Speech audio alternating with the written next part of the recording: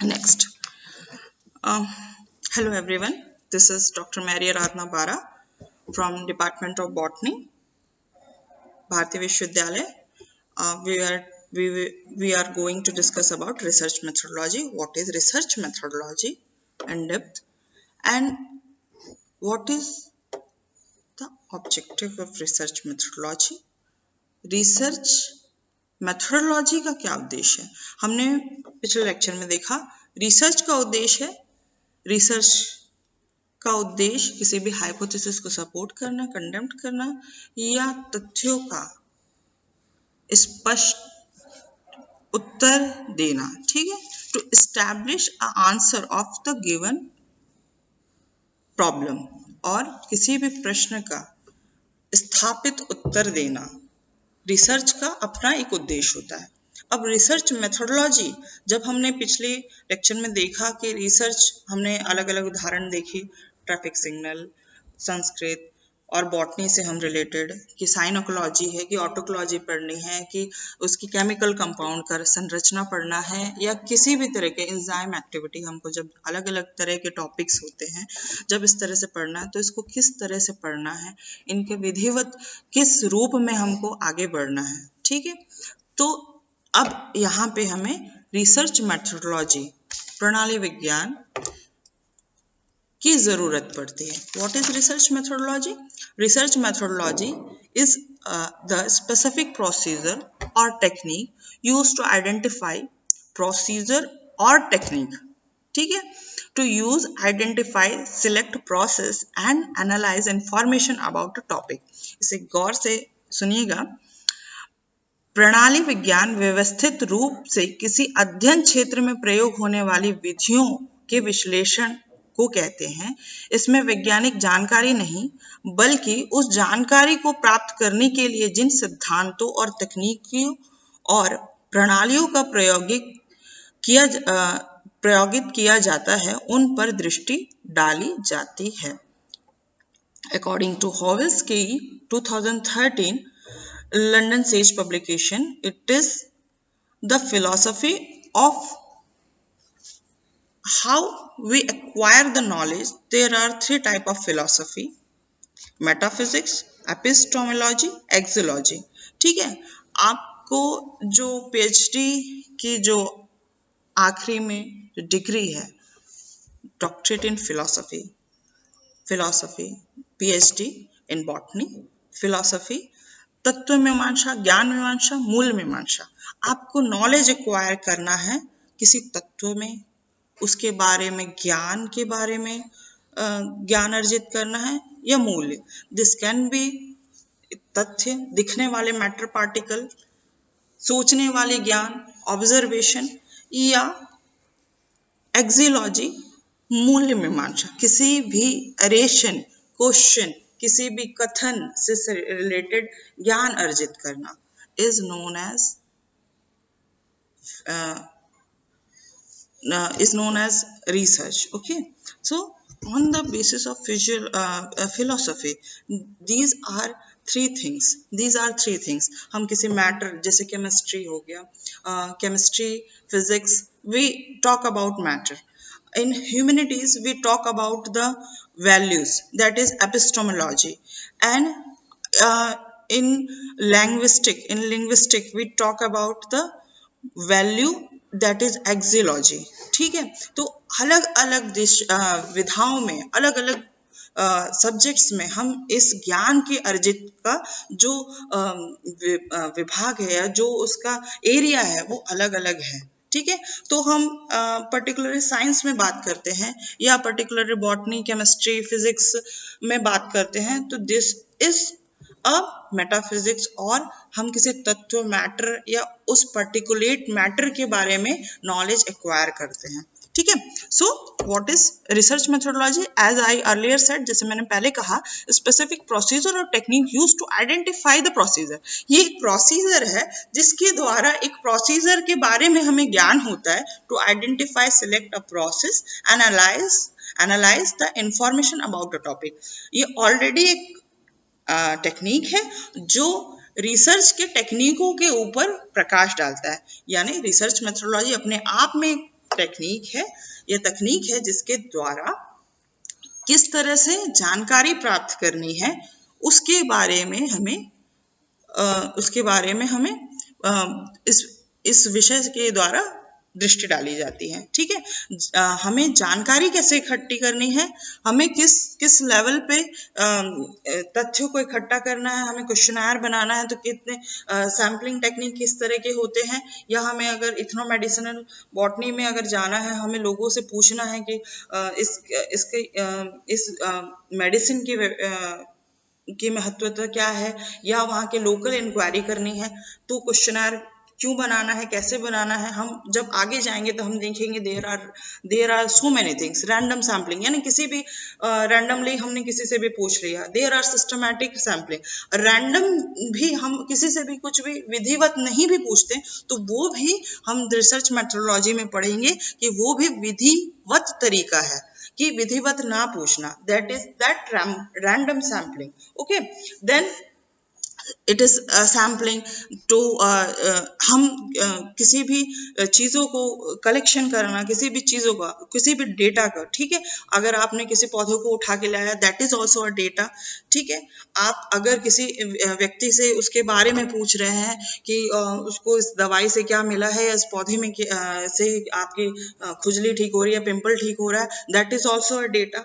ठीक है, अगर हम साइकोलॉजी की बात करते हैं, किसी व्यक्ति को डिप्रेशन है, उसे ऐसा ऐसा लग रहा है वैसा, या मेडिसिनल हिस्ट्री हम देखते हैं, तो these are also the data.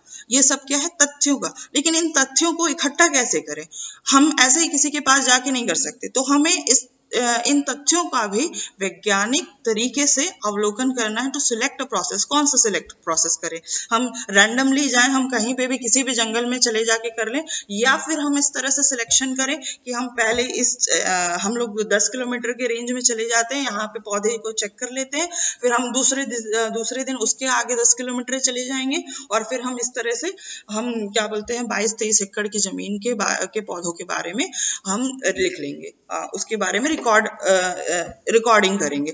अब दीज आर द थिंग, ये सारी चीजें हैं जो कि हमें रिसर्च मेथोडोलॉजी के संदर्भ में, ठीक है, रिसर्च जो मेथोडोलॉजी के द्वारा इसे पता चलेगा कि हमें कौन कौन से टेक्निक्स को अपने विषय वस्तु में किस किस तरीके से टेक्निक का इस्तेमाल करना है, किस किस तरीके से इन चीजों को वो करना है। तो रिसर्च का ऑब्जेक्टिव हम देखेंगे, हमने पहले भी देखा है, what we are expecting achieved, हम रिसर्च से क्या अचीव कर रहे हैं, हम रिसर्च से या किसी प्रोजेक्ट से क्या अचीव कर रहे हैं। तो योगदान की दृष्टि से हम देखेंगे कि रिसर्च क्या कंट्रीब्यूट करती है।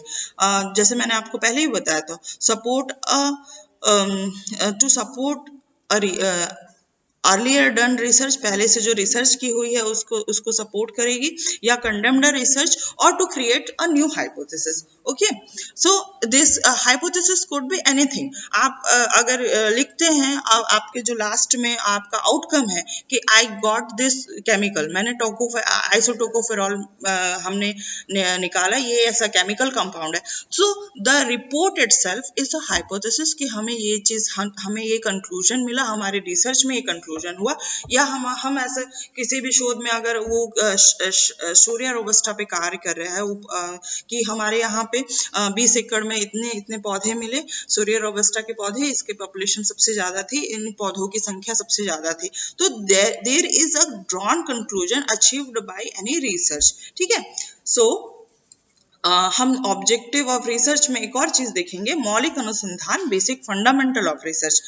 किसी भी रिसर्च का अपना एक सिद्धांत होता है, वो उन मौलिक सिद्धांतों को लेके चलता है। This are also applied to humanities या दूसरी विधाओं में भी ये चीज अप्लाई होता है। One, the research should B unbiased और इम्पार्शियल। ठीक है, उसके बाद कभी भी उसमें दो राय नहीं बनती, देयर शुड बी अनबायस्ड। दो राय मतलब this also important, this is also important, आपको कंक्लूजन अनबायस्ड नहीं होना चाहिए। वो रिसर्च जो ऑब्जेक्टिव लेके चल रहा है उसके बारे में सटीक कथन आपके रिसर्च से ड्रॉ होना चाहिए कि मैंने ये पाया कि सोरिया का परसेंटेज 15% है, या आपको अगर कोई निष्कर्ष नहीं भी निकला है तो भी आपको कथन जो ऑब्जेक्टिव है, जो लास्ट आउटकम है, उसे लिखना पड़ेगा कि हमारे निष्कर्ष में ये चीजें नहीं पाई गई है, तो इससे कोई भी कथन ड्रॉ नहीं हो रहा है या इससे कोई भी निष्कर्ष नहीं निकल रहा है। तो निष्कर्ष अगर नहीं भी निकल रहा है तो भी उस चीज को लाइन अप अनबयास्ड होना चाहिए कि हमने इतना इतना काम किया, हमने इतना सर्वे किया, हमारे कथन, हमने ये ऑब्जेक्टिव देखा, परंतु हमें इस तरह के पौधे यहाँ पे नहीं पाए गए, या इस एरिया में हमें किसी भी तरह के दुर्लभ प्रजातियां नहीं पाई गई। इस तरह से आप एक कथन या कोई भी जो आउटकम होता है उसे ड्रॉ करेंगे। ठीक है, अलग अलग एग्जाम्पल के लिए हम देखेंगे कि कि पौधे दो तीन प्रकार के होते हैं। आक्रामक पौधे होते हैं जिसको इन्वेसिव पौधे कहा जाता है।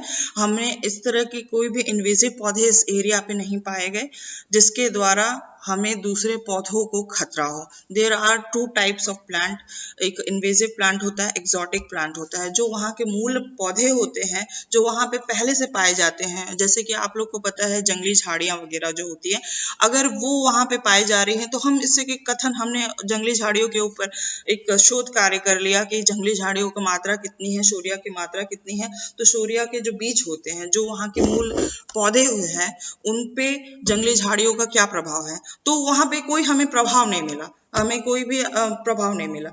तो उसको भी आपको कथन पे आउटलाइन करनी पड़ेगी कि हमें, हमारे निष्कर्ष में ये निकलता है कि हमें किसी भी तरह के जंगली झाड़ियों का प्रभाव दूसरे पौधों पे नहीं मिले। ठीक है, तो इस तरीके से the research should be unbiased, then second और इम्पार्शियल। किसी भी तरह की पार्शलिटी, आपके पार्शलिटी नहीं मिलनी चाहिए। आपके जो कंक्लूजन ड्रॉ होगा उसमें किसी भी तरह का तार्किक एक तरफ ज्यादा झुकाव नहीं दिखाई देनी चाहिए। Next, it should be value free. Value free यानी मूल्य निरपेक्ष दृष्टि। किसी किसी जैसे हम सोशियोलॉजिकली टर्म में ऐसी जगह शोध करते हैं, या हम देखेंगे पॉलिटिकल साइंस का एक में एग्जाम्पल हम देखते हैं कि किसी पार्टी विशेष के ऊपर हमें चर्चा करनी है, किसी राजनीति विज्ञान की किसी टॉपिक पे हमें बात करनी है कि आपका इस राजनीति पार्टी से क्या रिलेशन है, या कुछ भी इस तरह के कोई अगर शोध करता है जिसमें आपको निरपेक्ष दृष्टिकोण रखना है, so there will be the conclusion will be value free. अब हम बॉटनी में देखेंगे कई बार जो वैल्यूज होते हैं, ठीक है, जो तत्व पे हम मैटर और पार्टिकुलेट पे तो हम कर सकते हैं कि इतना वैल्यू मिला, इतना वैल्यू नहीं मिला, परंतु जब से एक एग्जाम्पल की क्रोमेटोग्राफी टेक्निक जो होती है, जैसे आप खून के कंपोनेंट क्रोमेटोग्राफी के द्वारा HPLC के द्वारा भी देखा जाता है कि कितने मात्रा में उसमें टॉक्सिसिटी है। उसी तरह पौधे में भी हमने देखा कि नाले के किनारे लगने वाले पौधों में लीड की मात्रा नहीं पाई गई, तो पाई गई नहीं पाई गई, हमने देखा WHO, आपको इस वृहद तरीके से उस पर रिसर्च करना है कि WHO ने किस तरह के मापक रखे हैं, हमें कितने मापक मिले। अब हमारे मापक के अनुसार और WHO के मापक के अनुसार इससे कोई हानि नहीं हो रही है, तो आपको क्या है, अनबयास्ड वैल्यू फ्री डिसीजन देना है। Definitely it is not necessary that your research will be your research will condemn anything। आपके जो रिसर्च है वो मूल्य निरपेक्ष दृष्टिकोण रखता है। जरूरी नहीं है कि वो किसी चीज को क्रिटिसाइज करे। There should be an unbiased unparalleled thing. आपके रिसर्च का आउटकम कभी भी वैल्यू फ्री होना चाहिए। वैल्यू फ्री मतलब उसमें जो आकलन है वो किसी भी मूल्य निरपेक्ष की दृष्टि, मूल्य निरपेक्ष यानी निरपेक्ष तरीके से आप उसको प्रस्तुत करेंगे। ठीक है, नेक्स्ट, रिलायबल एंड ट्रस्टवर्दी।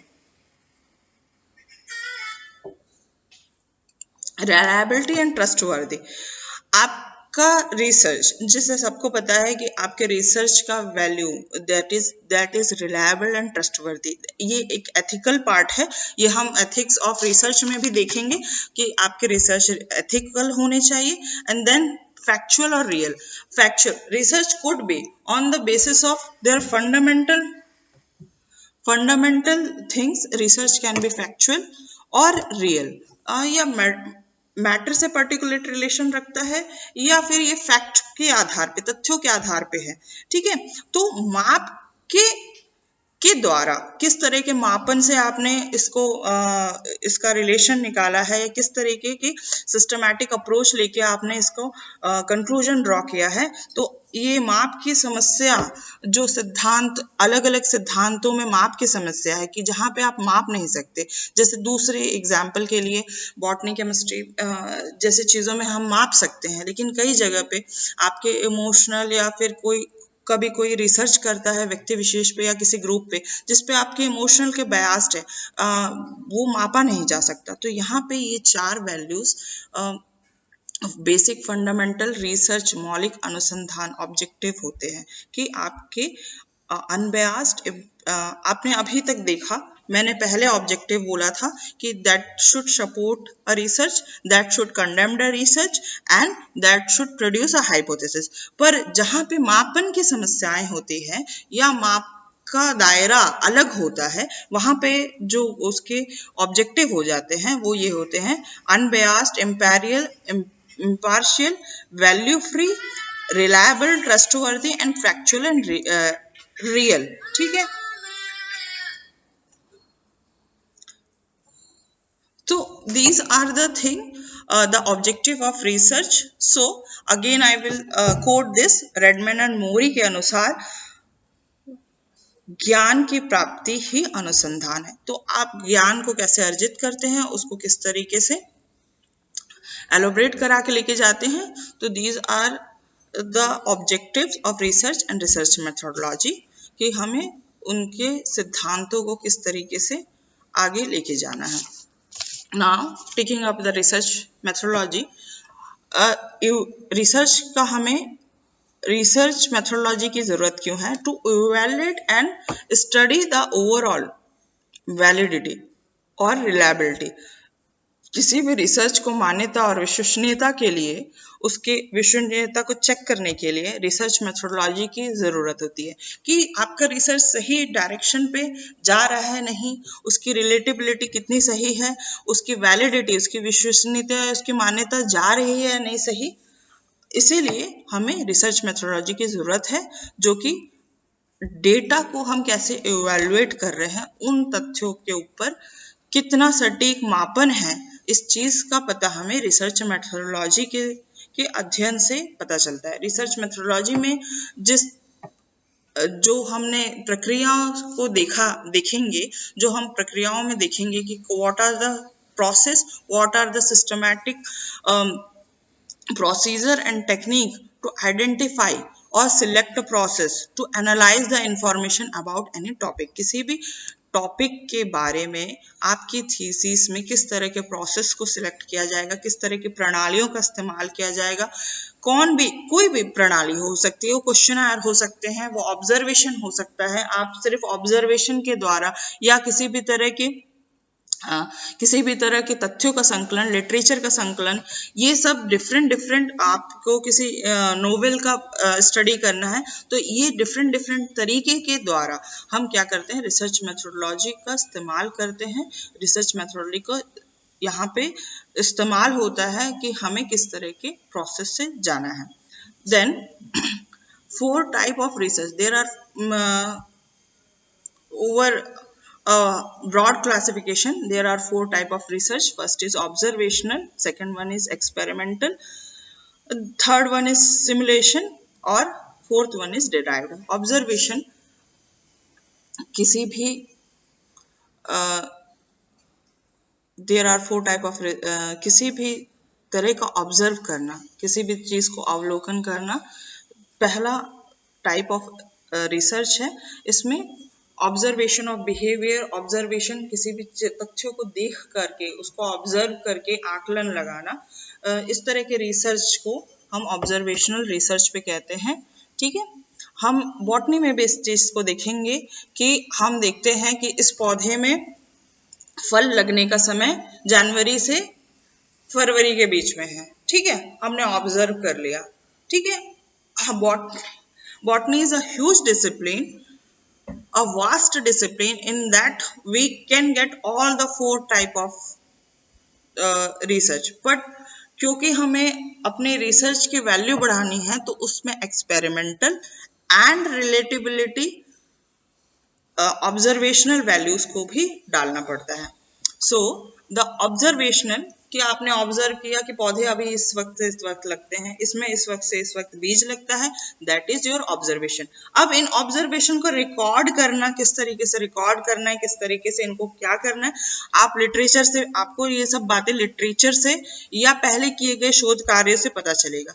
अब वो उसे कैसे संकलित करना है वो सब हम क्या करेंगे, रिसर्च मेथोडोलॉजी के अलग अलग चैप्टर्स में पढ़ेंगे कि how to do sampling, how to process data site, how computer का इस्तेमाल कैसे करेंगे किसी भी रिसर्च को रिकॉर्ड करने के लिए। किसी भी तथ्य को आपको किसी नॉवेल में, किसी बुक में आपको किसी तरह का कोई भी कथन मिलता है तो उसको कैसे कोट करेंगे, हम उस कथन का कैसे खंडन करेंगे या उस कथन को कैसे हम अपने आप में चेक करेंगे। तो ये सब की इन सब प्रक्रियाओं के लिए रिसर्च मेथोडोलॉजी की जरूरत होती है।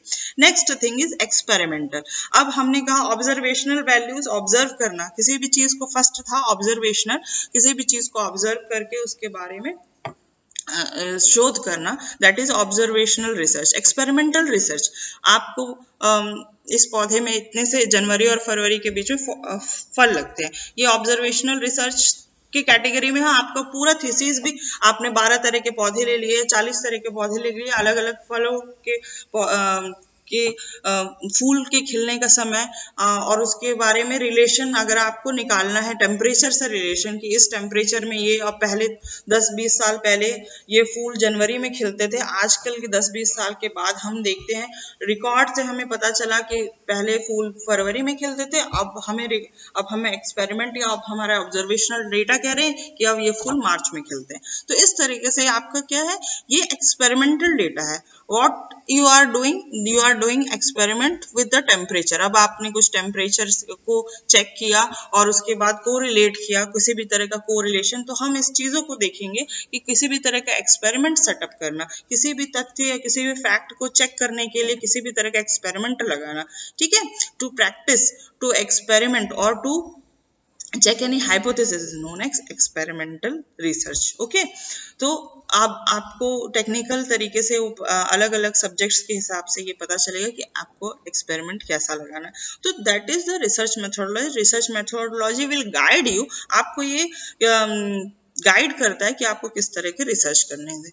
Then third one is simulation. Simulation यानी अनुरूपण, actual event and process under the test, ठीक है। सो किसी भी चीज को वैसा ही दोबारा करना, जैसे कि फॉरेंसिक में एग्जाम्पल लेते हैं, फॉरेंसिक और case study, any kind of case study, और in law also it is कि वो कोर्ट में इस तरह का प्रैक्टिस होता है, इस तरीके का रिसर्च होता है, इस केस स्टडी को किस तरह से किया जाए उसको सच में उसी तरीके से करना जैसे पहले हुआ था। That is this kind of things are visible, या ये चीज इस तरह के शोध कई विधाओं में देखने को मिलता है, जैसे कि लॉ हो गए। अब बॉटनी में भी इस तरह की विधाएं देखने को मिलती है कि हमें पता नहीं, हमें ये मालूम है कि हिमालय में ये पौधा, सेब का पौधा 30 डिग्री -10 में जर्मिनेट होता है, ठीक है, या बीज का अंकुरण -4 डिग्री सेंटीग्रेड में हिमाचल में जर्मिनेट होता है। तो हमारे यहाँ पे ये हो सकता है या नहीं, तो उसको एक्चुअली उसको चेक करने के लिए हम क्या करते हैं, व्हाट वी विल डू, हम उसको -4 डिग्री का टेम्परेचर प्रोवाइड करते हैं। हम उसे बॉम्बे में भी रिसर्च कर सकते हैं, हम उसे चेन्नई में भी रिसर्च करते हैं। So what we are doing, we are simulation, हम उस विधा को दोबारा अपने में इस्तेमाल कर रहे हैं, उसी एक्चुअल इवेंट को हम दोबारा यहाँ रिपीट कर रहे हैं। So this kind of research is simulation type of research. Okay, इस तरह की हमने उस कंडीशन को किया।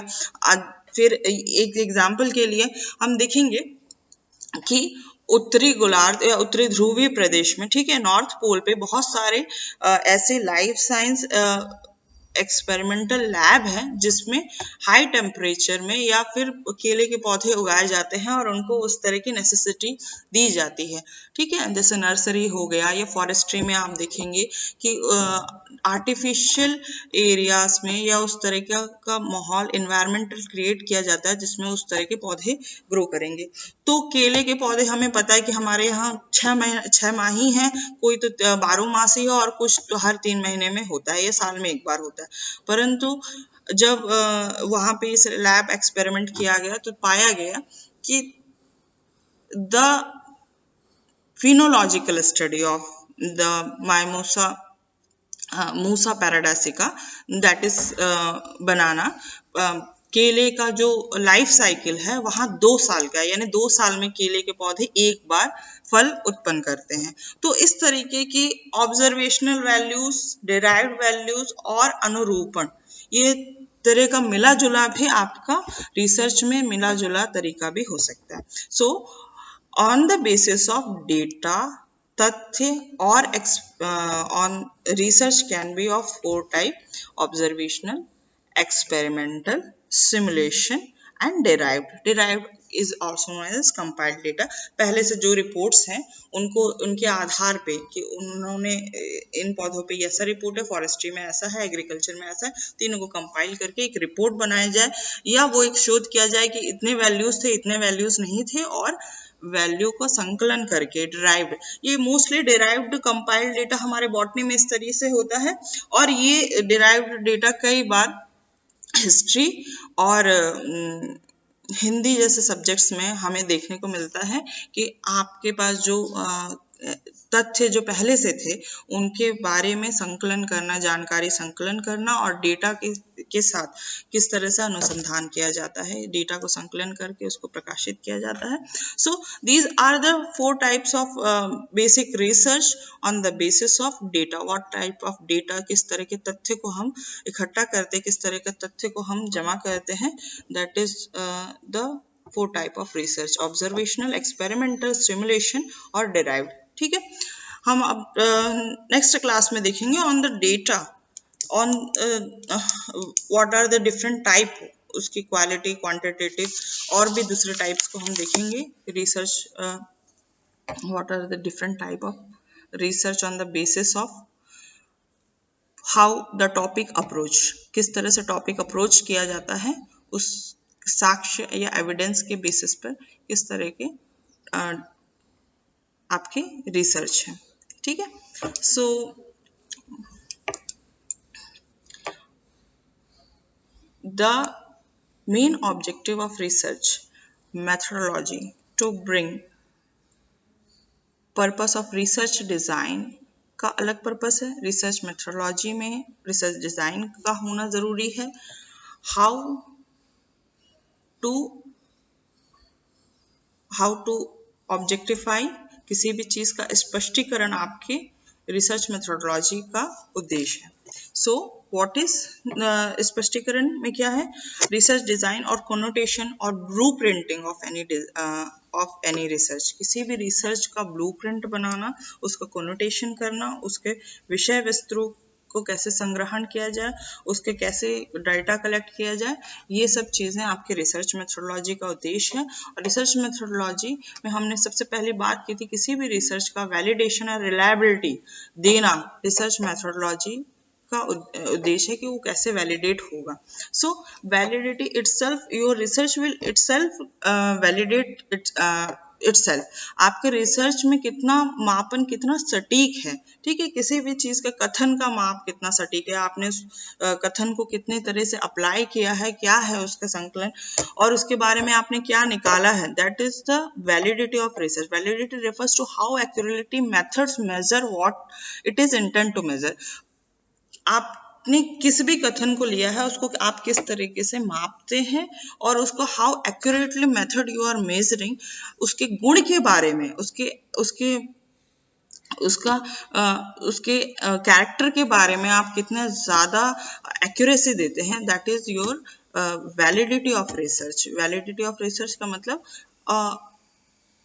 किसी भी शोध का कितना सटीक मापा जा रहा है और उसके गुण के बारे में कितना सटीक आप पता लगा रहे हैं, that is the validity of any research. तो आपके रिसर्च में कितने 100, जैसे हम कोई भी सामान को खरीदते गारंटी और वारंटी चलती है, वैसे ही आपके रिसर्च का अपना एक valid proof provable, research is a provable, thesis is a provable material, कि आप किसी भी चीज को प्रूव करते हो, तो that is the weightage of a research thesis.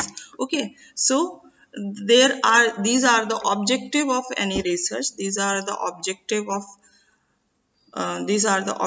of research methodology.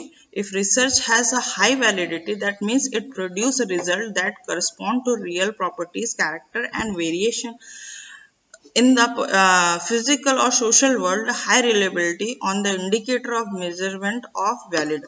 अगर आपकी जो रिसर्च है उसकी विश्वसनीयता बहुत ज़्यादा है तो that will प्रोड्यूस है इम्पैक्ट. अगर किसी ने कोरोना के ऊपर टॉपिक पे काम किया है कि ये कोरोना पे अभी बहुत सारे काम चल रहे हैं, कोरोना पे डिफरेंट डिफरेंट टाइप का शोध चल रहा है, लेकिन somebody is taking a high reliability, अगर उसकी रिलेबिलिटी और वैलिडिटी बहुत ज़्यादा है तो डेफिनेटली आपके सोशल आउटकम पे और आपके वेरिएशन कैरेक्टरिस्टिक जो उसकी कैरेक्टरिस्टिक है या उसके जो वेरिएबल्स हैं वो सोशल सोशल करस्पॉन्डेंट पे भी बहुत ज़्यादा इम्पैक्ट करेगा. तो these are the generalize character of a research and what is the objective of research methodology. Thanks for this class. We will take what are the different types on the basis of approach. Research कितने कितने प्रकार के होते हैं हम आगे और इसको विस्तृत जानकारी पे देखेंगे.